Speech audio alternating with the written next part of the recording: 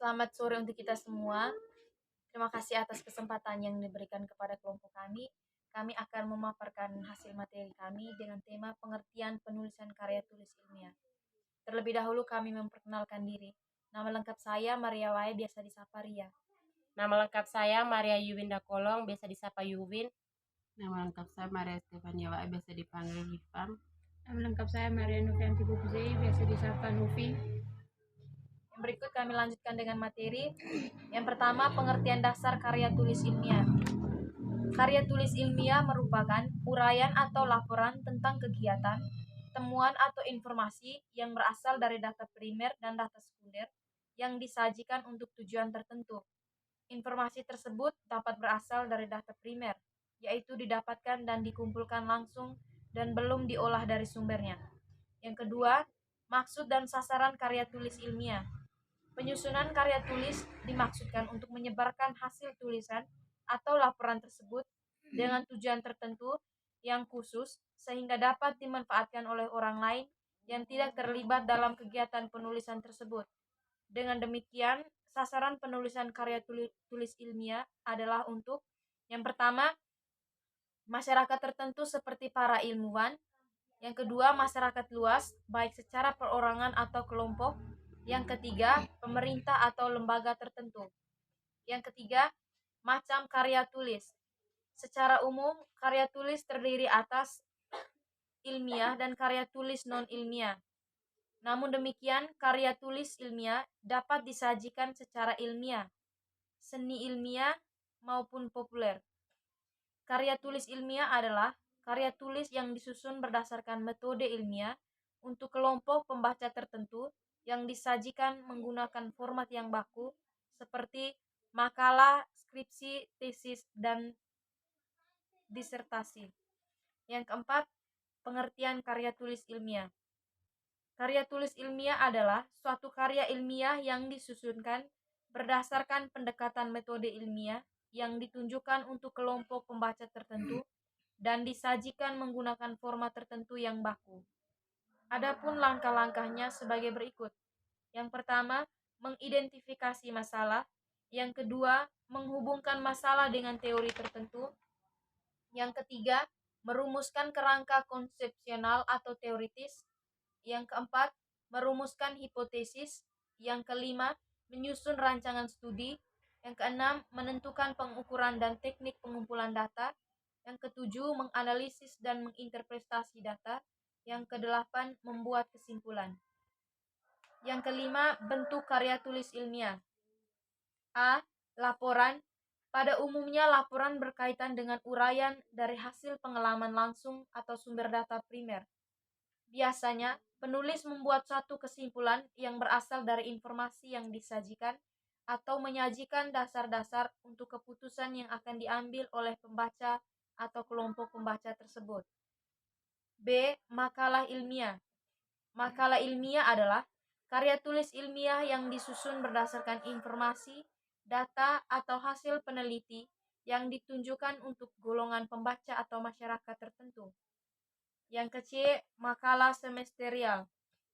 Makalah ini biasanya berhubungan dengan suatu kegiatan atau proyek dari suatu kegiatan pendidikan dan merupakan rangkuman dalam suatu periode pendidikan tertentu seperti semester, triwulan, dan lain-lain.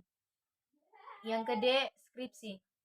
Skripsi adalah karya tulis akademik hasil studi atau penelitian yang ditulis dan disusun secara sistematik berdasarkan metode ilmiah, baik melalui penelitian induktif maupun deduktif yang dilakukan oleh mahasiswa di bawah pengawasan pembimbingnya. Tujuan penyusunan skripsi adalah menyediakan ukuran untuk menilai kemampuan mahasiswa dalam menerapkan ilmu dan pengetahuan yang diperoleh sesama menempuh program pendidikannya sesuai dengan tujuan program atau bidang studi masing-masing. Yang kedua, membantu mahasiswa menggunakan dan mengaplikasikan ilmu dan pengetahuan sehingga menjadi satu sistem yang terpadu. Yang ke-E, tesis. Tesis adalah karya tulis akademik hasil studi atau yang dilakukan secara mandiri, yang ditulis dan disusun secara sistematis berdasarkan metode ilmiah. Yang ke-E, Disertasi. Disertasi adalah karya tulis akademik hasil studi atau penelitian yang lebih mendalam yang dilakukan secara mandiri serta berisi sumbangan baru bagi perkembangan ilmu dan pengetahuan. Disertasi disusun berdasarkan kerangka pemikiran baru yang mengacu dari teori-teori yang orang lain yang sudah ditemukan sebelumnya. Yang ke B, prinsip-prinsip penulisan karya tulis ilmiah. 1. Pemilihan topik. Pemilihan topik adalah tahap awal dari suatu penulisan karya tulis. Pemilihan topik ini sangat menentukan arah kegiatan penulisan karya tulis berikut. Yang pertama, area topik atau masalah penelitian. Suatu contoh area topik atau masalah yaitu produktivitas kerja penyuluh pertanian lapangan. Bisa dibuat beberapa pilihan seperti A. Beberapa faktor yang mempengaruhi produktivitas kerja penyuluh pertanian lapangan atau PPL. B. Beberapa faktor yang mempunyai hubungan dengan produktivitas kerja penyuluh pertanian lapangan atau PPL. C. Hubungan motivasi dengan produktivitas kerja penyuluh pertanian lapangan atau PPL. D. Pengaruh motivasi terhadap produktivitas kerja penyuluh pertanian lapangan. Yang berikut keterbatasan. Dalam memilih dan menentukan topik, acap kali kita menemukan beberapa keterbatasan yang harus disesuaikan dengan kebutuhan, yaitu A. Minat. Topik tulisan sebaiknya sesuai dengan minat kita sendiri. Usahakan agar topik masalah yang akan dipilih sesuai dengan keinginan dan kebutuhan. Topik masalah yang kurang sesuai dengan minat akan menghambat konsentrasi dan keseriusan dalam penyelesaian karya tulis tersebut. B. Mampu dilaksanakan. Topik masalah yang dipilih harus bisa dilaksanakan dengan baik. Oleh karena itu, penulisan harus mempunyai 1. Kemampuan menguasai materi dan teori atau konsep. 2. Waktu yang cukup untuk menyelesaikan karya tulis.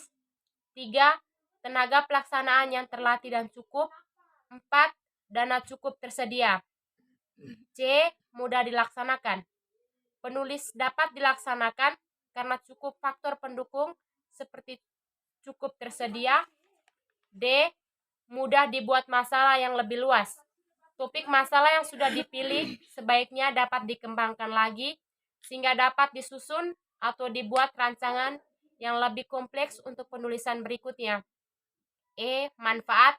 Penulis harus bermanfaat dan dapat digunakan hasilnya oleh orang-orang tertentu atau kelompok masyarakat dalam bidang tertentu dan khusus.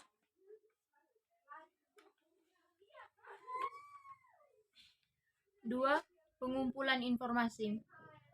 Pertama, evaluasi instrumen adalah alat bantu untuk mengumpulkan data atau instrumen tersebut diformulasikan dan disesuaikan dengan setiap teknik pengumpulan data seperti tes, kuesioner, wawancara, observasi, dan dokumentasi. Oleh karena itu, hasil penguji terhadap instrumen sangat penting dan mutlak dilaksanakan sebelum instrumen tersebut dilaksanakan untuk pengumpulan data yang dikenal dengan istilah uji coba. Ada beberapa uji coba yang digunakan dalam evaluasi instrumen. Uji validitas adalah uji yang mengukur konsep akan kita ukur apakah sudah sesuai dengan yang tercantum dalam instrumen. Uji rehabilitas adalah uji yang mengukur tingkat ketepatan dan kemantapan dari suatu instrumen. Misalnya, uji ulang yang dilakukan 2 kali dan hasil dikolerasikan, dan apabila hasil kolerasinya di atas 0,7 maka hasil rehabilitasnya tinggi. Berikut evaluasi sumber. Data yang dikumpulkan dapat berasal dari data primer atau data sekunder. Kita harus dapat menentukan apakah data yang akan diperlukan pada penulis karya tulis tersebut berasal dari data primer, data sekunder, atau gabungan dari data primer dan data sekunder. Data primer merupakan data yang langsung diambil dari sumber data tanpa diolah dan dianalisis terlebih dahulu oleh orang lain. Berikut pembuatan catatan. A. Sistem kartu informasi. Sistem kartu ini lazim digunakan malam ukur kertas. 1. Ukuran kecil 7,5 kali 12,5 cm, yaitu apabila informasi dan atau kutipan yang dibutuhkan tidak terlalu banyak diambil dari setiap sumber. 2. Ukuran sedang 10 kali 15 cm apabila Anda membutuhkan beberapa informasi atau kutipan tambahan dari setiap sumber.